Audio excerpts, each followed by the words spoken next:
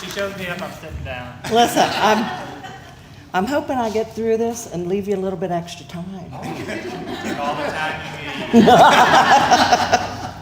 Good afternoon. I'm Jean Mize from the R.C. Durr Foundation, and the Durr Foundation is dedicated to improving the quality of life in Northern Kentucky. We do so by funding in 4 different areas: education, community building, health, and social needs, which is where the Samaritan Car Care Clinic comes in. Mr. Durr himself was known for many things. He was a road contractor, a land speculator, a horse enthusiast, but he was most often remembered for 2 roles. The first of those 2 is that he was a big-hearted philanthropist, and he actually described himself as a person who has love for other people. So you can see why the Samaritan Car Care Clinic would have been attracted to him, because as the only nonprofit in Northern Kentucky trying to solve the very sticky situation with transportation here, it actually directly allows people to get to their jobs, allows them to get their children to school, allows them to get to medical visits and to the grocery. In short, it improves the quality of their lives daily. Now, the second role that Mr. Durr played in Northern Kentucky was that of an astute businessman.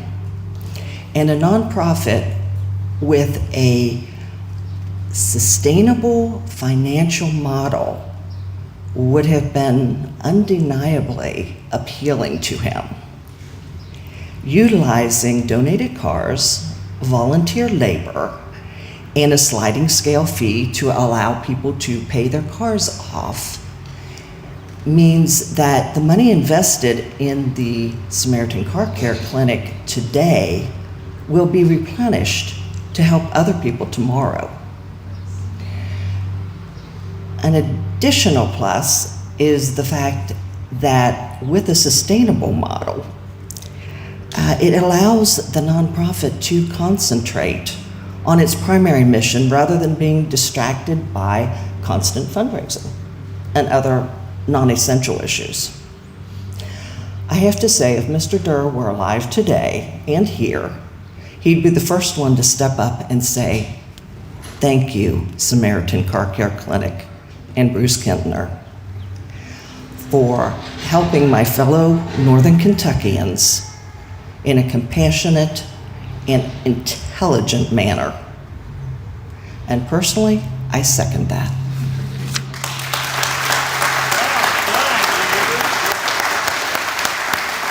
Very well done. She did go over her 2-minute time limit, so I will be brief. No, she did great, and I know Mr. Durr would be pleased. I'm Bernie McKay. I'm with the Haile Foundation. My colleague Chris Bachnick is with me. Carol Ann and Ralph Haile established a foundation, simplistic, to make the world a better place, to make our community a better place to live, to work, and to raise a family. And I know they would be so excited to be here today to see what the work is being done. Also, I'm not telling you all the areas of focus we fund, because I'm afraid you're all going to call me later to see if you can apply for a grant.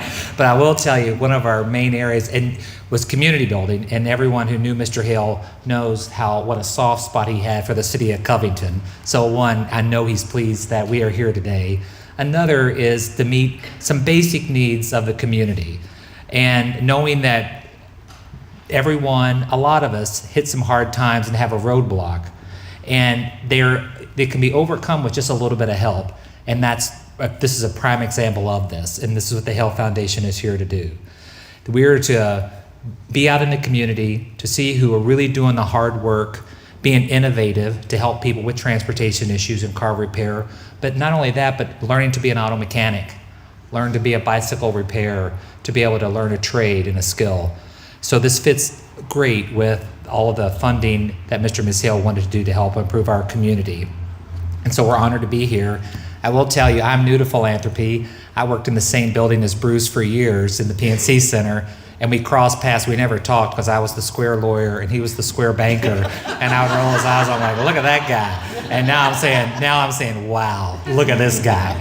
So thank you for your good work and being innovative. And another thing is also collaboration and working with the Ion Center and the Brighton Center and the Life Learning Center.